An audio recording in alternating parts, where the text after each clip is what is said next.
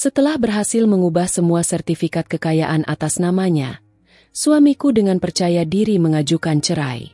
Di belakangnya, mertua dan selingkuhannya tersenyum puas, seolah semua rencana mereka berjalan mulus.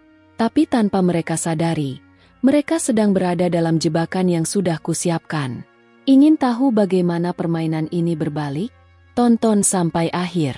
Dan tulis di kolom komentar dari kota mana kamu menonton. Wulan, seorang wanita anggun di usia matang, hidup dalam kemewahan bersama suaminya, Vino. Mereka merayakan 15 tahun pernikahan dengan pesta megah di ballroom Hotel Bintang 5, dikelilingi oleh para kolega bisnis dan sahabat terdekat. Di balik kemewahan itu, mereka dikenal sebagai pasangan pengusaha sukses di bidang properti. Bersama-sama, mereka membangun kerajaan bisnis yang kini berdiri megah di berbagai kota besar. Namun, di balik semua itu, Wulan merasakan kegelisahan yang tak bisa ia abaikan. Setiap pagi, Wulan duduk di meja makan panjang yang terbuat dari kayu mahoni terbaik, mengamati Vino yang sibuk membolak-balik halaman koran bisnis sambil sesekali menyesap kopi hitamnya. Obrolan mereka tetap sama, rencana akhir pekan, proyek bisnis, dan pertemuan klien. Vino tampak tenang, tersenyum seperti biasa, tapi Wulan merasakan sesuatu yang berbeda. Senyum itu terasa hambar, seperti sandiwara yang dimainkan dengan sempurna. Suatu hari, ketika tengah mencari berkas asuransi di ruang kerja Vino, Wulan menemukan sebuah amplop tebal dari sebuah firma hukum ternama. Jantungnya berdegup kencang ketika membaca isinya. Rencana pengalihan aset properti ke rekening atas nama Vino, lengkap dengan stempel resmi dan tanda tangan digital. Di bagian bawah dokumen itu, tertera catatan kecil. Schedule meeting with R. Kurniawan, finalize agreement. Wulan tertegun. Nama R. Kurniawan bukanlah nama asing baginya. Ia adalah pengacara spesialis perceraian yang terkenal di kota. Beberapa rekannya pernah memakai jasa Kurniawan saat mengalami konflik rumah tangga. Tangan Wulan gemetar ketika ia menyelipkan kembali dokumen itu ke tempat semula, memastikan segalanya persis seperti sebelumnya. Pikirannya berputar cepat. Apakah Vino berencana menceraikannya? Sejak saat itu, Wulan mulai memperhatikan setiap detail kecil. Vino semakin sering pulang larut malam dengan alasan rapat mendadak atau pertemuan bisnis penting. Parfum wanita samar-samar tercium di kerah kemejanya, sesuatu yang tidak pernah ia pakai sebelumnya. Wulan juga melihat Vino semakin sering mengganti password ponselnya, menjauh saat menerima telepon, dan mengunci laptopnya dengan kode yang tidak pernah ia ketahui. Puncaknya, suatu pagi, Wulan menerima surat dari notaris yang tertuju pada Vino, tetapi secara tidak sengaja jatuh ke tangannya. Isinya membuat Wulan terkejut. Vino telah memindahkan kepemilikan beberapa properti mereka ke namanya sendiri, termasuk tanah warisan keluarga Wulan. Tanah itu bukan sekadar aset. Itu adalah peninggalan ayahnya yang sangat berharga. Hatinya bergemuruh. Amarah dan rasa dikhianati bercampur menjadi satu. Tidak berhenti di situ, Wulan mulai menyelidiki lebih jauh. Setiap malam, saat Vino tertidur lelap, ia menyelinap ke ruang kerja Vino, memeriksa berkas-berkas yang tersusun rapi di laci dan lemari arsip. Di antara tumpukan dokumen, Wulan menemukan nama Ratri Prameswari, tertera di beberapa kontrak bisnis dan surat izin pembangunan. Nama itu terasa asing. Tak pernah disebutkan Vino dalam obrolan mereka sebelumnya. Penasaran, Wulan terus menggali. Semakin dalam ia mencari, semakin banyak bukti yang ditemukan. Komunikasi via email, pesan singkat yang dikunci dengan kode, bahkan foto-foto pertemuan Vino dengan wanita tersebut. Rasa curiga Wulan semakin memuncak. Suatu sore, ketika Vino tergesa-gesa berangkat ke pertemuan bisnis, Wulan nekat mengambil ponsel Vino yang tertinggal di meja kerja. Jemarinya menari cepat di layar, mencari nama Ratri. Ternyata, Vino menyimpannya dengan nama vendor marketing. Wulan membuka percakapan itu dan matanya terbelalak saat membaca pesan-pesan mesra yang jauh dari sekadar urusan bisnis. Jangan lupa malam ini, sayang. Ibu juga sudah menyiapkan semuanya. Kita akan buat rencana itu berjalan lancar, kata ibu, yang tertulis di sana menohok perasaannya. Apakah yang dimaksud itu ibu mertua Wulan? Mustahil rasanya, karena wanita itu selalu bersikap baik dan mendukung pernikahan mereka. Namun, pesan-pesan berikutnya memperjelas segalanya. Ratri sering bertemu dengan Ibu Vino secara diam-diam. Bahkan, ada beberapa foto mereka bertiga makan malam di sebuah restoran mewah. Wulan terduduk lemas, tak percaya bahwa pengkhianatan ini melibatkan keluarga Vino sendiri. Malamnya, saat makan malam, Vino pulang dengan senyuman palsu, seolah tidak ada yang terjadi.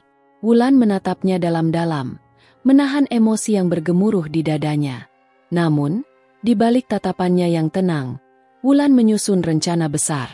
Jika Vino berpikir bisa menyembunyikan semuanya dengan rapi, ia salah besar. Wulan akan mengungkap semuanya dengan caranya sendiri. Langit Jakarta tampak kelabu ketika Wulan duduk di sebuah kafe kecil di sudut kota. Di hadapannya, seorang pria berusia awal 40-an dengan jas hitam rapi dan wajah tenang tengah menyeruput kopi tanpa gula. Pria itu bernama Ari, seorang detektif swasta berpengalaman yang dikenal mampu mengungkap kasus-kasus rumit dengan presisi. Wulan menatap Ari dengan sorot mata penuh tekad. "Saya butuh Anda menyelidiki suami saya," ucapnya tanpa keraguan. Ari meletakkan cangkirnya perlahan, menatap balik Wulan dengan sorot mata tajam. "Sejauh apa Anda ingin saya selidiki?" tanyanya tenang. Wulan menarik napas dalam, menegakkan tubuhnya. "Sejauh yang Anda bisa. Saya ingin tahu semuanya. Transaksi keuangan, pertemuan rahasia, siapa saja yang terlibat. Saya tidak mau ada celah." Ari mengangguk pelan. "Baik, saya akan melaporkan setiap perkembangan. Tidak ada informasi yang akan lolos." Dalam seminggu pertama, laporan demi laporan mulai datang ke tangan Wulan. Setiap amplop yang dikirim Ari berisi bukti nyata. Foto-foto pertemuan Vino dengan seorang wanita yang tak asing lagi, Ratri Prameswari, di sebuah kafe mewah di pusat kota. Mereka tampak akrab, seringkali saling tertawa dan bersandar mesra. Tidak hanya itu, dalam foto-foto lainnya, Ratri terlihat bersama dengan Ibu Vino, berbincang akrab di sebuah restoran privat, seolah sudah lama saling mengenal. Wulan menggenggam foto-foto itu dengan jemari bergetar. "Jadi selama ini mereka bersekongkol di belakangku," bisiknya pelan. Tidak sampai di situ, Ari juga menyelidiki catatan transaksi keuangan Vino. Dari laporan bank yang diselidiki dengan rapi, Wulan mengetahui bahwa Vino telah menyiapkan rekening luar negeri atas nama perusahaan fiktif. Lebih mengejutkan lagi, sejumlah besar uang dipindahkan secara bertahap setiap bulan, cukup besar untuk membeli properti mewah di luar negeri. "Singapura," kata Ari saat bertemu kembali dengan Wulan. Dia baru saja memesan apartemen di Marina Bay, atas nama perusahaan offshore. Semua disiapkan dengan rapi. Wulan mengerutkan kening. "Apartemen di Singapura? Untuk apa?" Ari meletakkan sebuah dokumen di atas meja. Jika melihat pola pertemuannya dengan pengacara spesialis perceraian, besar kemungkinan dia sedang menyiapkan hidup barunya di sana. Dia ingin mengamankan aset sebelum semuanya terbongkar di sini. Wulan terdiam, memandangi tumpukan bukti di hadapannya. Semuanya sudah direncanakan jauh-jauh hari, bukan keputusan mendadak. Ibu Vino, wanita itu, bahkan Ratri, semua bagian dari permainan licik untuk menyingkirkannya. Wulan menggertakkan giginya, merasakan amarah yang mulai berkobar di dadanya. Ari menatap Wulan dengan serius. "Saya juga menemukan sesuatu yang mungkin Anda ingin tahu." Wulan mengangkat wajahnya. "Apa itu?" Pengacara yang sering ditemui Vino itu, R. Kurniawan, dikenal sebagai spesialis pengalihan aset dalam perceraian. Tidak hanya mengamankan harta kliennya, tetapi juga menyembunyikan bukti transaksi ilegal di luar negeri. Wulan mengepalkan tangannya. "Jadi, mereka benar-benar ingin mengambil semuanya. Bahkan warisan keluargaku." Ari mengangguk. "Bukan hanya itu, Wulan. Mereka juga berencana menggunakan nama Anda untuk menandatangani beberapa dokumen palsu yang bisa membuktikan Anda tidak layak menerima bagian properti." Wulan menatap Ari dengan mata berkilat tajam. "Baik, kalau mereka ingin bermain, aku akan ikut dalam permainan ini. Tapi kali ini, Aku tidak akan bermain sendirian. Ari tersenyum tipis. Saya siap membantu Anda, Wulan. Permainan baru saja dimulai. Di hari-hari berikutnya, Wulan memainkan peran istri setia yang penuh kasih sayang. Vino semakin percaya diri, menyiapkan langkah-langkah terakhir untuk mengambil alih semua aset. Tidak menyadari, setiap langkahnya sudah dalam pengawasan Wulan dan Ari. Puncaknya, suatu malam Vino datang dengan setumpuk dokumen di tangannya. Sayang, aku butuh tanda tanganmu di beberapa berkas ini, ujarnya dengan nada penuh percaya diri. Wulan tersenyum manis. Tentu, Mas. Berkas apa ini? Tanyanya lembut. Tangannya membuka halaman demi halaman tanpa sedikit pun keraguan. Hanya urusan administrasi bisnis, jawab Vino santai. Ia menyandarkan tubuhnya ke sofa, tampak puas melihat Wulan yang menurut tanpa banyak tanya. Namun, di balik senyum manisnya, Wulan sudah menyiapkan rencana besar. Bersama Desi, pengacaranya, setiap dokumen yang ia tanda tangani sudah dimodifikasi secara legal. Di balik pasal-pasal yang tampak formal, terdapat klausul jebakan yang akan menghancurkan seluruh rencana licik Vino.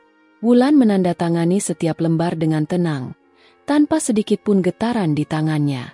Dalam hatinya, ia tahu permainan ini sudah berbalik arah. Kali ini, ia yang memegang kendali penuh. Di luar sana, Ari terus memantau pergerakan Ratri dan Ibu Vino, merekam setiap percakapan dan pertemuan rahasia. Perlahan, semua kepingan teka-teki mulai tersusun sempurna. Wulan tahu, saat yang tepat untuk menghancurkan semua ilusi sempurna Vino sudah semakin dekat. Hujan rintik-rintik malam itu membasahi kaca jendela kantor pribadi Vino di lantai tertinggi gedung perusahaannya. Dari balik jendela besar itu, Vino berdiri dengan kedua tangan diselipkan di saku celananya, menatap gemerlap kota yang seakan tak pernah tidur. Namun, pikirannya tidak sedang menikmati pemandangan malam. Ia memikirkan sesuatu yang jauh lebih serius. Wulan. Seminggu terakhir, Vino mulai menyadari ada yang tidak beres. Rekan bisnisnya, yang selama ini loyal, tiba-tiba menanyakan soal aset dan properti yang ia miliki. Beberapa dokumen penting yang seharusnya aman di brankas ditemukan dalam keadaan acak-acakan. Kecurigaan Vino semakin kuat ketika seorang temannya, seorang pengacara senior, memberi kabar yang mengejutkan. Vin, kau harus hati-hati. Kudengar istrimu menyewa detektif swasta dan sedang mengumpulkan informasi soal asetmu, ucap pria itu di telepon. Vino tidak langsung bereaksi, namun pikirannya segera bekerja. Ia tahu Wulan tidak akan melangkah sejauh itu tanpa alasan kuat. Tanpa menunggu lama, Vino mengatur pertemuan dengan Ratri dan ibunya di ruang rapat kecil kantor pribadinya. Suasana temaram, senada dengan atmosfer rencana yang akan mereka susun. Wulan menyelidiki aku, kata Vino dingin, melemparkan setumpuk foto ke atas meja.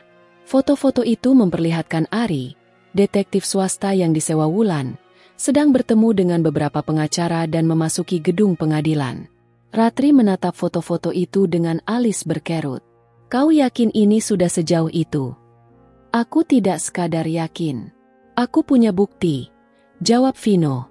Ibu Vino menyilangkan tangan di dadanya. Sorot matanya tajam.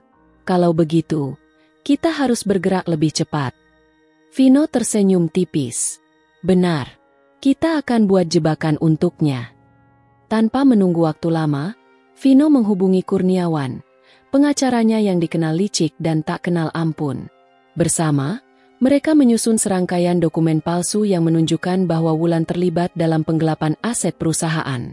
Tanda tangan dipalsukan, stempel resmi ditiru dengan sangat rapi, bahkan notaris bayaran disiapkan untuk memberi legitimasi.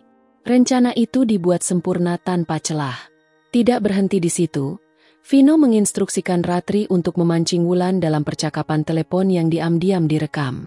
Dengan lihai, Ratri pura-pura menjadi rekan bisnis lama yang menanyakan soal investasi tanah. Dalam percakapan itu, Ratri memancing Wulan untuk menyebutkan informasi terkait aset, yang nantinya akan diedit dan dimanipulasi sebagai bukti di pengadilan. Ketika di pengadilan nanti, semua akan terlihat nyata, ujar Vino sambil menghisap cerutunya dalam-dalam. Wulan tidak akan punya kesempatan melawan. Ibu Vino mengangguk setuju. Kita pastikan dia tidak hanya kalah, tapi juga kehilangan segalanya. Tidak ada jalan kembali. Di tengah malam yang penuh rencana licik itu, Vino menatap keluar jendela dengan tatapan penuh keyakinan. Permainan ini baru saja dimulai, bisiknya pelan. Namun, di sudut kota lain, Wulan dan Ari sedang menyusun strategi mereka sendiri, tanpa menyadari bahwa kali ini, langkah mereka sudah terbaca. Permainan baru saja berubah arah, dan kali ini, jebakan mematikan telah menunggu. Ruang sidang itu dipenuhi dengan aura tegang dan ketegangan yang pekat. Deretan bangku kayu dipadati oleh para pengacara, keluarga, dan beberapa wartawan yang tertarik mengabadikan momen dramatis dari perpisahan dua pengusaha ternama. Vino memasuki ruang sidang dengan jas hitam rapi, diiringi oleh Kurniawan, pengacaranya yang dikenal licik dan berpengalaman. Di sisi lain, Wulan duduk dengan tenang, wajahnya anggun dan tak tergoyahkan. Sementara Desi berdiri di sampingnya, membawa tumpukan dokumen yang tertata rapi. Vino melangkah dengan penuh percaya diri, seolah-olah kemenangan sudah di genggamannya. Senyuman tipis menghiasi wajahnya ketika ia melirik ke arah Wulan yang tampak tenang. Hari ini, semua akan berakhir, bisiknya pada Kurniawan. Hakim mengetuk palu, membuka sidang perceraian itu secara resmi. Sidang gugatan cerai antara Vino Pratama dan Wulan Adiningrat dimulai. Penggugat, silakan menyampaikan argumennya. Kurniawan berdiri dengan sigap. Yang mulia, klien saya, Bapak Vino Pratama, mengajukan gugatan cerai atas dasar ketidakcocokan dan perselisihan yang tidak dapat didamaikan. Selain itu, kami memiliki bukti bahwa Wulan Adiningrat terlibat dalam penggelapan aset perusahaan selama beberapa tahun terakhir. Ucapnya sambil menyodorkan dokumen tebal ke meja hakim. Wulan tetap tenang, sedikit menyunggingkan senyum kecil di sudut bibirnya. Desi menepuk pundaknya pelan, memberi isyarat bahwa segalanya sesuai rencana. Hakim melirik dokumen itu, matanya menyipit membaca baris demi baris. Apakah tergugat memiliki sanggahan? Tanyanya tegas. Desi berdiri, menatap hakim dengan penuh percaya diri. Yang mulia, kami memiliki bukti bahwa tuduhan tersebut tidak benar. Kami akan menunjukkan skema manipulatif yang direncanakan oleh Vino Pratama, ibunya, dan juga Ratri Kartika. Ucapnya tegas, menyebut nama selingkuhan Vino dengan lantang. Gemerisik suara kecil terdengar di antara para hadirin. Beberapa berbisik, beberapa tampak terkejut. Vino menoleh pada Kurniawan, ekspresinya sedikit berubah. Desi melanjutkan, kami memiliki rekaman asli yang menunjukkan percakapan antara Vino, ibunya, dan Ratri Kartika, di mana mereka merencanakan pengalihan aset secara ilegal, termasuk tanah warisan milik Wulan Adiningrat. Bukti ini kami peroleh melalui penyelidikan sah oleh detektif swasta. Ari, yang duduk di deretan belakang, mengangguk kecil sambil tersenyum puas. Wulan meliriknya sekilas, merasa lega bahwa semuanya sesuai rencana. Desi menyalakan layar proyektor kecil yang terhubung dengan laptopnya. Video rekaman itu diputar, memperlihatkan Vino, Ratri, dan ibunya duduk di sebuah restoran mewah, membahas secara detail rencana mereka. Suara mereka jelas terdengar, lengkap dengan rencana pengalihan tanah dan manipulasi dokumen. Ruang sidang terdiam. Vino tampak gelisah, kakinya bergerak resah di bawah meja. Kurniawan berbisik panik di telinganya. Sementara Ratri yang duduk di belakang tampak pucat. Hakim mengetuk palu. Apakah penggugat ingin memberikan tanggapan? Vino berdiri, mencoba mempertahankan ketenangannya. Yang mulia, video itu jelas tidak sah. Itu bisa saja hasil rekayasa. Kami memiliki bukti lain yang menunjukkan bahwa justru Wulan yang selama ini terlibat dalam penggelapan aset. Ucapnya sambil menyodorkan dokumen tambahan. Kurniawan mengambil alih. Yang mulia, kami memiliki bukti kuat bahwa tergugat telah memalsukan beberapa tanda tangan dan mengalihkan aset secara ilegal. Kami juga memiliki surat notaris dan bukti transaksi yang mengarah pada rekening luar negeri atas nama Wulan Adiningrat. Wulan melirik Desi, sedikit bingung. Desi membuka dokumen tersebut, matanya menyipit tajam. Ini tidak mungkin, bisiknya pelan. Ada masalah, Des? Tanya Wulan pelan. Desi menggeleng. Dokumen ini berbeda dengan yang kita miliki. Seolah-olah mereka memalsukannya. Jawabnya dengan suara berbisik. Hakim melirik keduanya. Apakah tergugat memiliki bantahan terhadap bukti baru ini? Desi berdiri kembali. Yang mulia, dokumen tersebut tampaknya sudah dimanipulasi. Kami membutuhkan waktu untuk melakukan verifikasi, ucapnya tegas. Hakim mengetuk palu. Baik, sidang akan diskor selama 2 jam untuk verifikasi bukti.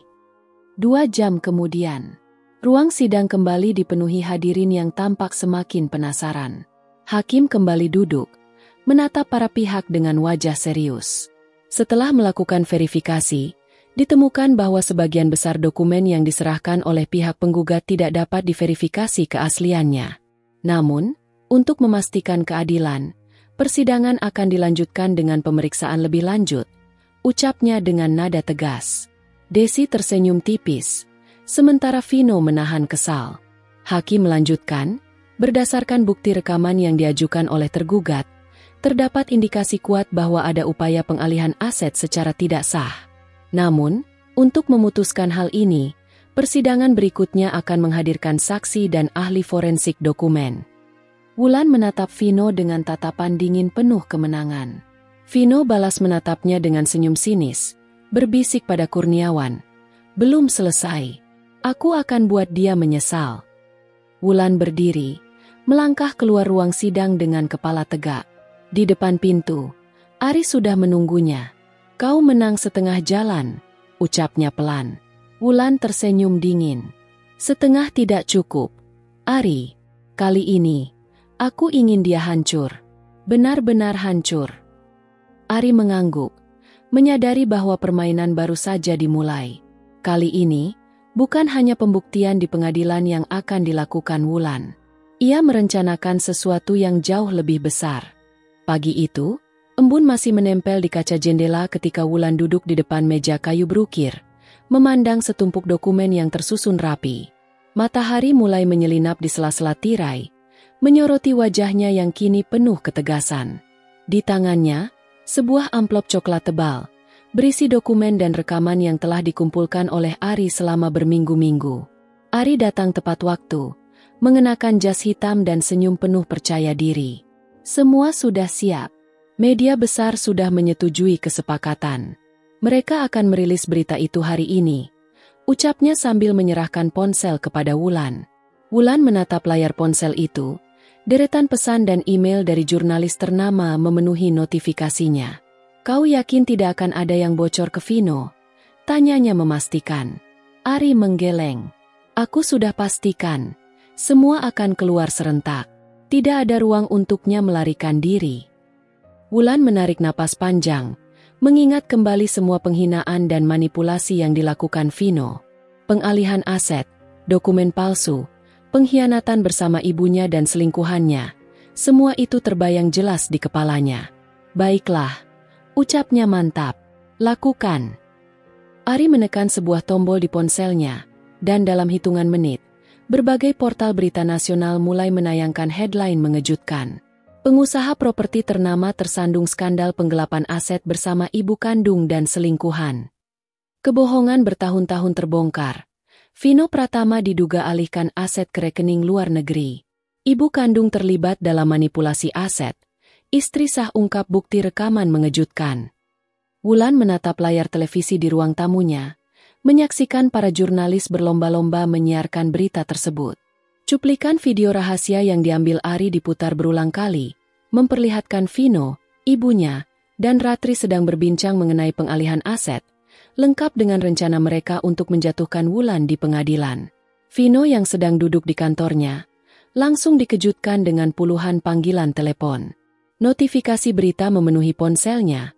Wajahnya memucat saat membaca satu persatu artikel yang membongkar rencananya secara terang-terangan. Sialan! Bagaimana bisa mereka dapat informasi ini? Teriaknya, memecahkan gelas di meja. Ponselnya berdering. Di layar tertulis nama Ratri. Vino, apa yang terjadi? Ini ada di mana-mana. Suara Ratri terdengar panik. Kau pikir aku tahu? Seseorang pasti membocorkannya. Vino membanting ponselnya ke dinding. Tidak butuh waktu lama, mitra bisnis Vino mulai menjauh. Satu persatu investasi ditarik, kerjasama dibatalkan, dan saham perusahaannya anjlok hingga ke titik terendah. Berita buruk terus bergulir, memperlihatkan bukti aliran dana ke rekening luar negeri yang tidak tercatat di laporan keuangan perusahaan. Para investor menggelar rapat darurat, mendesak Vino untuk mundur dari jabatannya. Ibu Vino pun tidak lepas dari sorotan media. Wartawan mengepung rumahnya, mengajukan pertanyaan tajam soal keterlibatannya dalam manipulasi aset. Sementara itu, Ratri menghilang dari publik, memutuskan semua kontak dengan Vino. Di puncak kehancuran itu, Vino mendapat surat dari bank. Semua rekeningnya dibekukan untuk keperluan penyelidikan. Properti yang ia simpan di Singapura disita oleh otoritas setempat, dan seluruh bisnisnya lumpuh total. Vino terduduk lemas di kursi ruang tamunya yang kini sunyi. Tidak ada lagi kemewahan, tidak ada lagi kemegahan. Hanya kesunyian yang menelan keangkuhannya. Langit Jakarta tampak cerah saat Wulan melangkah keluar dari gedung pengadilan dengan kepala tegak. Kemenangan telak di sidang terakhir telah mengubah segalanya. Vino resmi kehilangan hak atas perusahaan yang selama ini mereka bangun bersama, dan seluruh aset yang dialihkan secara ilegal kembali ke tangan Wulan. Di tangannya, sebuah akta kepemilikan baru berlogo perusahaan yang kini sepenuhnya miliknya, Adiningrat Group. Tidak ada lagi bayangan manipulasi dan pengkhianatan. Kini, Wulan berdiri sebagai pemilik tunggal, memimpin perusahaan dengan tangan besi namun penuh empati. Rapat perdananya sebagai CEO digelar megah di ballroom hotel ternama. Para eksekutif dan karyawan menyambutnya dengan tepuk tangan meriah, seolah menyambut era baru yang lebih bersih dan transparan. Langit sore itu tampak mendung ketika Wulan duduk di ruang kerjanya, menandatangani berkas-berkas penting untuk perluasan Adiningrat Group. Di tangannya, ada dokumen akuisisi sebuah perusahaan properti di Singapura yang dulu pernah menjadi investasi rahasia Vino. Senyuman kecil menghiasi wajahnya. Kemenangan demi kemenangan terus berpihak padanya. Ketukan di pintu membuyarkan pikirannya. Desi melangkah masuk dengan anggun, mengenakan blazer hitam dan sepatu hak tinggi yang berbunyi nyaring di atas lantai marmer. "Selamat, Wulan. Aku dengar akuisisinya berjalan lancar," ucapnya sambil meletakkan map tebal di meja. Wulan tersenyum. "Semua berkat bantuanmu, Desi. Tanpa strategimu di pengadilan, mungkin aku tidak akan bisa sampai di sini." Desi hanya tersenyum tipis, lalu duduk di kursi di depan Wulan. "Kau tahu, Wulan, terkadang keadilan membutuhkan sedikit dorongan dan sedikit permainan," ucapnya pelan namun dalam. Wulan mengernyit, merasa ada sesuatu yang berbeda dari cara bicara Desi hari itu. "Maksudmu?" Desi menatapnya lekat-lekat. Matanya yang tajam memancarkan kilatan yang tak biasa. "Kau tahu mengapa aku begitu gigih membantu kasusmu melawan Vino?" Wulan terdiam sejenak, mencoba mengingat apakah ada petunjuk yang ia lewatkan. "Karena profesionalitas? Atau karena kau juga seorang wanita yang ingin melihat keadilan ditegakkan?" Jawabnya, setengah bertanya. Desi tertawa kecil. Kali ini tawanya terdengar lebih dingin. "Sebagian benar, tapi tidak sepenuhnya." Wulan menatapnya dengan alis berkerut. "Lalu, apa alasan sebenarnya?" Desi bersandar ke kursinya, menyilangkan kaki dengan anggun. "Vino adalah saudara tiriku." Kata-kata itu seperti petir yang menyambar di siang bolong. Wulan tercengang, napasnya tercekat. "Apa? Tidak mungkin." Desi mengangguk pelan. "Ibuku adalah istri pertama ayah Vino. Pernikahan mereka hancur karena ibunya merebut semua harta dan memanipulasi surat wasiat ayahku. Kami terusir tanpa sepeser pun. Aku tumbuh dengan dendam, dan ketika aku tahu Vino akan menikahimu, aku tahu ini adalah jalanku untuk membalas." Wulan menggenggam lengan kursinya erat. "Jadi, selama ini kau memanfaatkan aku untuk balas dendam?" Desi menatapnya tajam. "Aku tidak memanfaatkanmu, Wulan. Aku menolongmu, sambil membalaskan apa yang seharusnya menjadi hak keluargaku." Ibu Vino mengira bisa lolos setelah semua yang dia lakukan. Tapi kali ini, aku pastikan mereka merasakan kehancuran yang sama. Wulan terdiam. Perasaannya campur aduk antara kekaguman dan keterkejutan. Jadi ini semua sudah kau rencanakan sejak awal. Desi mengangguk mantap. Kau kuat, Wulan. Itulah kenapa aku memilihmu. Kita berdua sama-sama korban. Hanya saja jalanku sedikit lebih panjang. Hening sejenak menyelimuti ruangan itu. Hingga akhirnya Wulan menghela napas panjang. Lalu, apa rencanamu sekarang? Desi tersenyum samar. Aku akan mengurus bagian terakhir. Ibu Vino, dia belum merasakan apa yang seharusnya ia rasakan. Dan aku pastikan dia tidak akan lolos dengan mudah.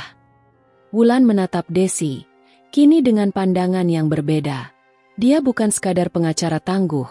Dia adalah seorang wanita yang bertahan dari kehancuran, bangkit, dan merencanakan balas dendam dengan cara yang elegan. Tentu saja, kau akan tetap di pihakku, bukan? Tanya Desi sambil mengulurkan tangan. Wulan tersenyum, menyambut uluran tangan itu. Sekarang, aku mengerti. Kita tidak hanya berjuang untuk keadilan, kita berjuang untuk kebenaran yang lebih besar.